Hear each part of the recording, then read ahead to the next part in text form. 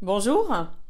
Le feedback ou la rétroaction est un outil incontournable dans notre vie professionnelle et personnelle. Et je suis sûre que la plupart d'entre vous a déjà eu une formation sur le sujet ou est incité régulièrement par ses ressources humaines à pratiquer le feedback constructif, bien sûr.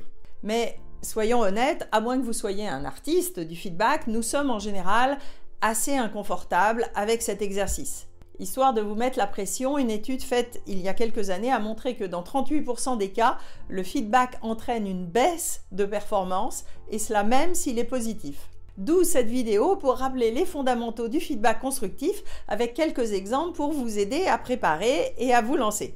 Mais tout d'abord, à quoi sert de donner du feedback? Si on prend la métaphore de la voile, ça permet de faire le point régulièrement et de réajuster son cap, de mieux utiliser ses ressources et anticiper les difficultés. Encore faut-il avoir des objectifs et des critères d'évaluation clairs et partagés par tous, mais c'est un autre sujet. Un feedback, c'est un moment d'échange d'informations, de discussion, de reconnaissance, parfois aussi l'occasion de parler de tensions avant que cela ne devienne de vrais conflits. En général, on va distinguer trois grands types de feedback. Le feedback positif, pour valoriser et inciter à faire plus de quelque chose qui fonctionne bien, sans tomber dans le compliment sur la personne, mais en restant sur les comportements ou le travail effectué, nous le verrons. Le feedback de développement qui met en lumière ce qui a bien ou moins bien fonctionné et ouvre la discussion sur des pistes d'amélioration. Et le feedback négatif ou de recadrage qui peut être délicat.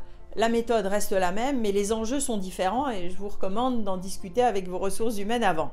Le contexte a bien sûr une influence et je vais enlever ici le cas particulier des évaluations annuelles ou biannuelles, des revues de performance qui ont des enjeux bien spécifiques pouvant biaiser l'exercice du feedback. C'est pourquoi j'ai fait une vidéo spécifique sur le feedback en situation d'évaluation. Donc ici, je veux vous parler du feedback ordinaire, celui que vous donnez ou demandez à un collaborateur, un pair ou votre manager tout au long de votre collaboration ensemble. Dans un feedback, il y a, comme dans toute communication, 5 paramètres principaux. Le contexte, quand et où vous discutez, 2 personnes avec l'image qu'elles ont d'elles-mêmes et de l'autre et leur relation, le contenu du message, la forme du message. Alors le contexte, ça c'est assez simple. Il s'agit d'avoir un lieu approprié, au calme, choisir le bon moment où chacun a du temps devant soi et est en bonne disposition. Si vous êtes sous pression ou que vous sortez d'une discussion houleuse, mieux vaut repousser d'un quart d'heure ou d'une journée pour retrouver votre calme. Deuxièmement, moi, mon intention et mon image. Quelle est mon intention dans cette histoire et mon objectif ? En tant que donneur de feedback, je suis coincée entre mon besoin d'être aimé, apprécié par mon équipe, peut-être aussi ma peur du conflit, et mon rôle hiérarchique, voire disciplinaire, et le besoin de faire progresser mon équipe.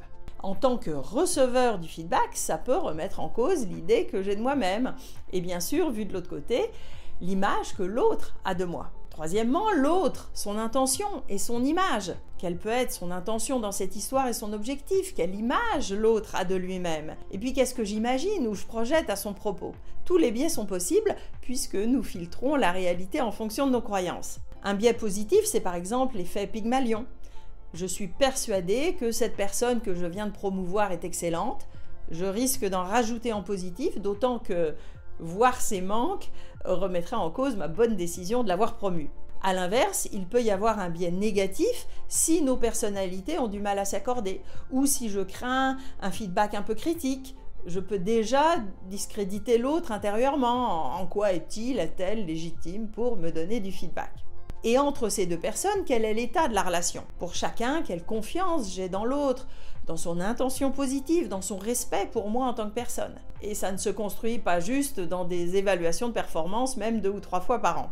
Voilà donc déjà 3 paramètres sensibles, le contexte, moi, l'autre, et même 4 si on prend la relation comme une dimension séparée. Et on n'est pas encore rendu dans le feedback en tant que tel. Donc ensuite vient le contenu du feedback. Le feedback est ponctuel, même s'il est régulier, donc sélectif. Il va se cristalliser sur une situation, un événement, un comportement. Et chacun voit la situation de son point de vue, sur le moment et dans son contexte. Non, je n'ai pas été désagréable en réunion avec tel partenaire, j'ai été ferme dans la négociation. Ou bien, Oui, je me suis énervé, mais ça fait des mois qu'il pinaille et fait traîner les choses. Moi, j'en peux plus et il faut bien le secouer. Vous avez noté désagréable, pinaille. Tout cela, ce sont en fait des jugements. D'où l'importance de se baser sur les faits et surtout de pratiquer le feedback, car ce n'est pas toujours naturel. Enfin, la forme, la tonalité, qui est souvent encore plus importante que ce qui est dit. Évidemment, je parle ici de feedback avec discussion, en face à face, présentiel ou virtuel, même si vous faites peut-être ensuite une version écrite. Alors, dans la tonalité, on évitera la version autoritaire, top-down, voilà ce que je pense de toi, et de toute façon, je suis le chef. Ça marche pas souvent et ce n'est pas du feedback. Si vous voulez être constructif et faire avancer les choses, vous devez être prêt à écouter, discuter, comprendre et éventuellement changer de perspective. Le feedback est un dialogue et vous allez tellement apprendre. Car nous n'avons qu'un bout de la lorgnette et votre interlocuteur va sans doute vous ouvrir de nouvelles perspectives. Et puis, ce n'est que par le dialogue que vous allez construire une relation de compréhension mutuelle et de confiance. Alors maintenant, pour pratiquer avec votre équipe ou avec votre partenaire de vie, voici les étapes clés d'un feedback constructif. Donc, tout d'abord, mettre le cadre. Vous choisissez un bon moment et un lieu neutre, si possible en face à face. Vous annoncez la couleur. J'aimerais discuter avec toi de ce qui s'est passé. Vous exprimez votre intention positive, car je veux améliorer notre collaboration.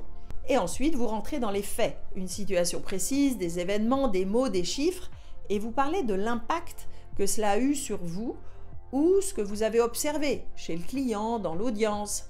Et vous ouvrez la discussion. Est-ce que tu as senti la même chose? Et toi, tu en as pensé quoi? Un feedback, c'est l'occasion d'ouvrir les perspectives.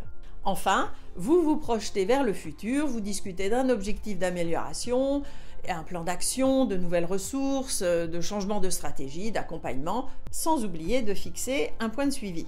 Bon, ce n'est pas facile au début, surtout quand les anciennes habitudes sont bien installées, donc ne commencez pas avec les sujets sensibles, avec votre partenaire de vie ou votre adolescent. Mais avec un peu de pratique, vous allez voir les résultats bénéfiques. Peut-être même que vous allez aimer cela et développer le feedback constructif au quotidien. Si vous souhaitez développer une culture de feedback constructif dans votre équipe et votre organisation, organisez des ateliers de formation et de pratique du feedback, contactez-nous. Si ces sujets de coaching et de vie au travail vous intéressent, abonnez-vous maintenant à ma chaîne en activant les notifications pour être prévenu des prochaines vidéos et vous pouvez vous inscrire également à ma lettre d'inspiration mensuelle avec le lien ci-dessous. À bientôt!